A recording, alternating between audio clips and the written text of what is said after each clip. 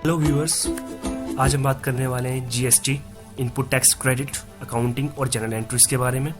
उससे पहले मैं आपको बता दूं, ये हमारे चैनल का होम पेज है। चैनल का नेम है चार्टर्ड विजडम।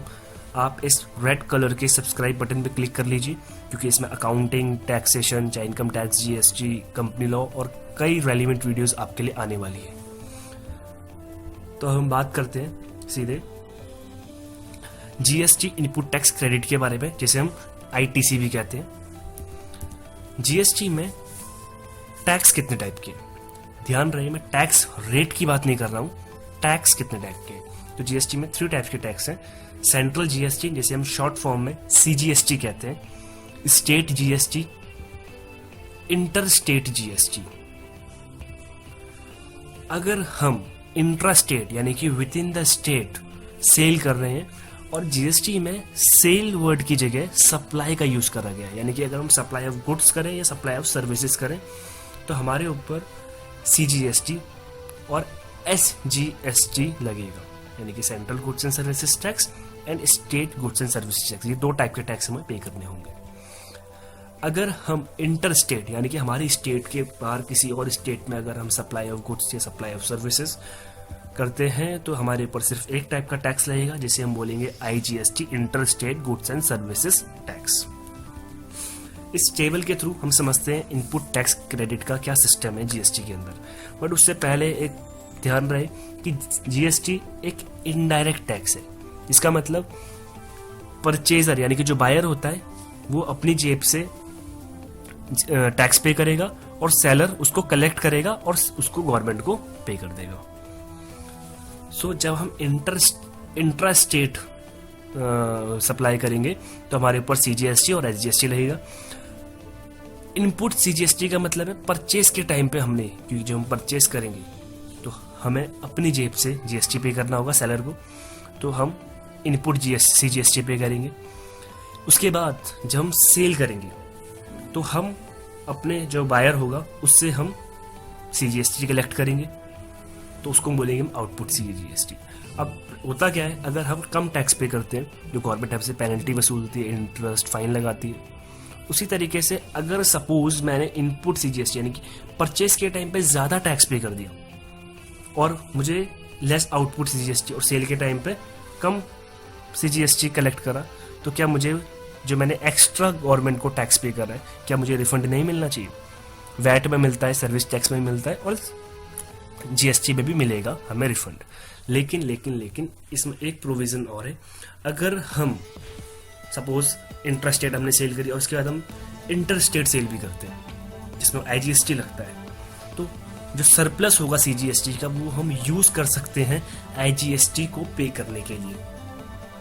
अगर हमारे ऊपर आईजीएसटी नहीं लग रहा है तो हम सीधे सीजीएसटी का जो सरप्लस होगा यानी कि इनपुट टैक्स क्रेडिट होगा, हम उसको रिफंड क्लेम कर सकते हैं। सिमिलरली इनपुट एसजीएसटी जब हम इंट्रा स्टेट सेल करेंगे, परचेज करेंगे, तो हमें इनपुट एसजीएसटी पे करना होगा लेस। अगर हमने ज़्यादा पे कर दिया है तो आउटपुट एसजीएसटी को माइनस करेंगे, जो सरप्लस होगा हम उसको यूज़ कर सकते हैं आईजीएसटी को पे करने के लिए। लेकिन जब हम इंटर स्टेट सप्लाई करेंगे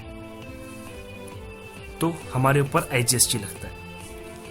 अगर हम परचेज करते हैं इंटर स्टेट, दूसरी स्टेट से कोई सामान परचेज करते हैं, तो हमें इनपुट आईजीएसटी पे करना होगा लेस। अगर हम उसको सेल करते हैं तो हमें आउटपुट एसजीएसटी पे करें, इसको बोलेंगे आउटपुट एसजीएसटी। अगेन इसका जो सरप्लस होगा उसको हम फर्स्ट, जो हमारी फर्स्ट प्रायोरिटी होगी वो होगी, अगर सीजीएसटी में कुछ डेफिशिट है तो हम उसको सीजीएसटी पे करेंगे। उसके बाद भी अगर हमारा सरप्लस बचता है आईजीएसटी का तो हम वो एसजीएसटी को पे करने के लिए यूज करेंगे। अब एक एग्जांपल से हम इस पूरे कंसेप्ट को समझते हैं। Suppose purchase of goods with in state of 15,000 on cash. हम कैश में 15,000 गुड्स परचेज कर रहे हैं विद इन द स्टेट, यानी कि ये क्या है, इंट्रा स्टेट सप्लाई है। तो अब हमें यहाँ पर 2 टाइप के टैक्स पे करने होंगे, सीजीएसटी और एसजीएसटी। तो सबसे पहले हम नॉर्मल जो एंट्री करते हैं, purchase account debit to bank account, but यहाँ पर हमने इनपुट सीजीएसटी भी पे करना होगा जो कि है 5% के हिसाब से, और इनपुट SGST यानी कि 5% के हिसाब से हमें SGST भी पे करना होगा। क्यों? क्योंकि हम परचेज कर रहे हैं, तो परचेज कर रहे हैं तो वो हमें GST अपनी जेब से पे करना होगा। अगर हम सेल करते हैं with in the state, suppose हमने 12,000 के गुड्स सेल कर दिए विद इन द स्टेट, तो नॉर्मल एंट्री होती है bank account debit to sales account. क्या मैं बिना GST के सामान सेल करूंगा? जब मैंने परचेज के टाइम पे पे किया था तो क्या मैं बायर से कलेक्ट नहीं करूंगा? तो जो मैं बायर से कलेक्ट करूंगा वो होगा आउटपुट CGST। अगेन सपोज हमने 5% रेट यहाँ पर कंसीडर किया है और आउटपुट SGST 5%। अब एक एग्जांपल और देखते हैं। अगर हम sale of goods outside the state, अपनी स्टेट के बाहर हम सेल कर रहे हैं, यानी कि इंटर स्टेट सेल है, तो इसमें सिर्फ एक ही टाइप का टैक्स लगेगा जिसे हम कहेंगे IGST। सपोज इसका रेट 12% है और इसकी एंट्री होगी bank account debit to inter state sales, यानी कि सेल्स अकाउंट क्रेडिट कर देंगे। उसके बाद हमें सिर्फ एक टाइप का टैक्स देना है 12% IGST ₹480। अब एक्चुअल में हमने जो परचेज के टाइम पे हमने CGST पे करा था वो था 750 रुपीज़ और आउटपुट के टाइम पे जो हमने CGST पे करा था वो था 600 रुपीज़। यानी कि हमने परचेज के टाइम पे ज़्यादा पे करा है, सेल के टाइम पे कम कलेक्ट करा है, यानी कि जो हमें एक्स्ट्रा पे करा है उसको हम क्लेम, वो हमारा सरप्लस हो जाएगा। और जैसे कि हमने पहले टेबल में समझा था, जो CGST का सरप्लस होगा वो हम IGST को पे करने के लिए यूज कर सकते हैं। इस तरीके से SGST में हमने इनपुट पे करा था 750 रुपीज़, आउटपुट था आउटपुट SGST जो हमने सेल के टाइम पे कलेक्ट करा था वो था 600 रुपीज़, यानी कि इसमें भी 150 हमारा सरप्लस बच रहे हैं। हमने inter state goods and service tax हमने तब लगाया था जब हमने सेल करा था, यानी कि हमने परचेज नहीं करा इन दूसरी स्टेट से।